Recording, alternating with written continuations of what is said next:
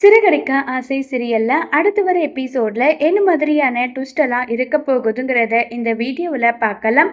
ரேகா சிந்தாமணி கிட்ட போய் உட்காந்து, அம்மா உங்ககிட்ட நான் ஒரு முக்கியமான விஷயம் கேட்பேன், அதுக்கு நீங்க என்ன பதில் சொல்லுவீங்கன்னு சொல்லிட்டு கேட்குறாங்க. என்ன விஷயம் ரேகா சொல்லுன்றாங்க. இல்லை, இந்த பூ சங்கத்துக்கு தலைவராக நீ நிற்க தான் போறியா? இந்த சங்கத்தில் நின்று நீ என்னமா சாதிக்க போற? உனக்குன்னு ஏகப்பட்ட பிஸ்னஸ் இருக்கு, அதை நீ டெவலப்மெண்ட் பண்ணலாம்ல, இங்க நின்று என்னதை நீ சாதிக்க போறேன்னு சொல்லிட்டு கேட்டுட்டு இருக்காங்க. ரேகா, எனக்கு இது ஒரு பெருத்த அவமானமா இருக்கு. இதுக்கு முன்னாடி நான் எதுலயே நிக்காம இருந்தேன், அது எனக்கு ஒரு பிரச்சனையா தெரிஞ்சதே கிடையாது. ஆனா இப்ப இது என்னுடைய தன்மான பிரச்சனை. நான் ஜெயிக்கிறதுக்காக என்னன்னாலும் பண்ணுவேன்னு சொல்லிட்டு இருக்காங்க. மா, நான் என்ன சொன்னாலும் நீ கேட்பியா? கண்டிப்பா கேட்பேன். ஆனா இந்த ஒரு விஷயத்த மட்டும் நீ என்கிட்ட கேட்காத ரேகா. சரி, அந்த மீனாவுக்கு எதிராக நான் நிக்கிறேன், இது உனக்கு தெரிஞ்ச விஷயம் தானே? ஆமாம்மா, உனக்கு யார் எனிமி இது எல்லாமே எனக்கும் தெரியும் தான். அப்படி இருக்கும்போது எதுக்காக நீ அவளை எதிர்த்து நீ ஏன் நிக்கிறன்னு சொல்லிட்டு என்ன கேள்வி கேட்டுட்டு இருக்க? அவ கூட போட்டி போட்டு நான் வின் பண்ணணும், நான் கண்டிப்பா வின் பண்ணுவேன்னு சொல்லி ரொம்பவே கான்ஃபிடென்ட்டா பேசிட்டு இருக்காங்க. இதை கேட்டதும் ரேகாவுக்கு ஒரு பக்கம் பயங்கரமா ஃபீல் ஆகுது.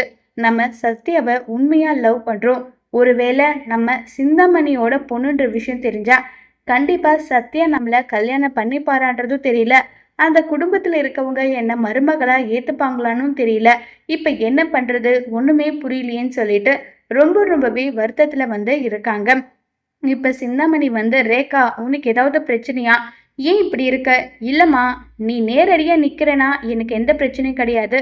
ஆனா ஜெயிக்கிறதுக்காக நீ சில விஷயம் எல்லாம் பண்ற, அது எனக்கு கொஞ்சம் கூட பிடிக்கல.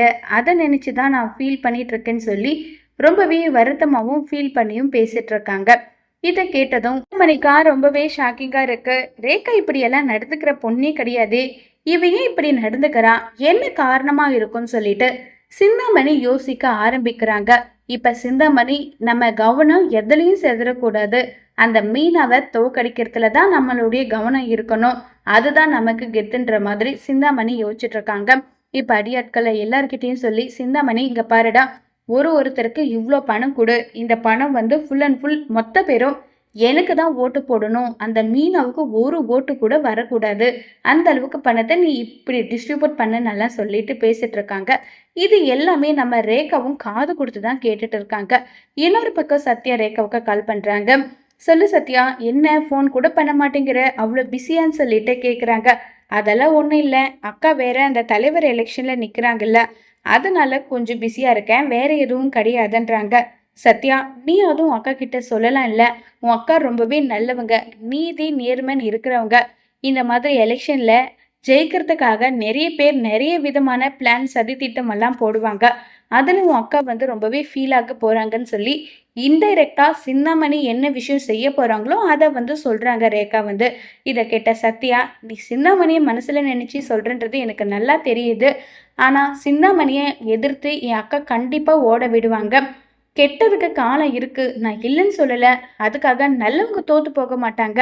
என் அக்கா மேல எனக்கு நம்பிக்கை இருக்கு. அதே மாதிரி இந்த பூக்கார சங்கத்துல என் அக்கா நிறைய பேருக்கு நிறைய உதவி பண்ணியிருக்காங்க, அந்த உதவி மூலமா என் அக்கா கண்டிப்பா வின் பண்ணுவாங்க, சிந்தாமணியோட முகத்துல கண்டிப்பா கறி பூசுவாங்க, இது நடக்கும்னு சொல்லிட்டு சத்யா சொல்றாங்க. ரேகா மனசுக்குள்ள, ஐயோ சத்யா, என் அம்மா லட்சமா பணத்தை டிஸ்ட்ரிபியூட் பண்ணிட்டு இருக்காங்க, இந்த ஒரு எலெக்ஷன் கோசம் என் அம்மா ரொம்பவே கொலவெறியில இருக்காங்க, உன் அக்காவை தோக்கடிக்கணுன்றதுக்காக ரொம்பவே கொலவெறியில இருக்காங்க, இதெல்லாம் உன்கிட்ட நான் எப்படி சொல்லுவேன்னு தெரியலையே சத்யான்னு சொல்லி ரேகா ரொம்பவே ஃபீல் பண்ணிட்டு வருத்தப்பட்டுட்டும் இருக்காங்க.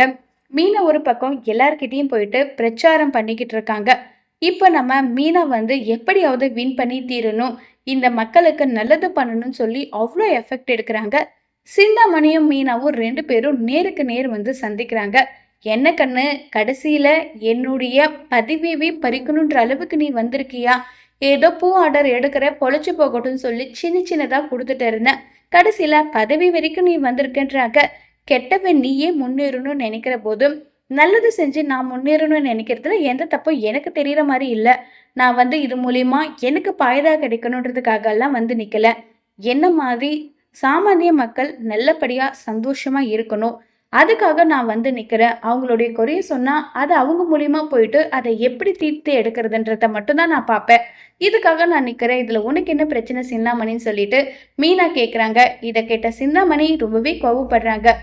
இப்ப சிந்தாமணி மீனாவை தோக்கடிக்கிறதுக்காக எந்த விதமான முயற்சி எடுக்க போறாங்க. இதனால மீனா தோப்பாங்களா ஜெயிப்பாங்களாங்கிறத வரப்போற எபிசோட்ல வெயிட் பண்ணி பார்க்கலாம். தேங்க்யூ.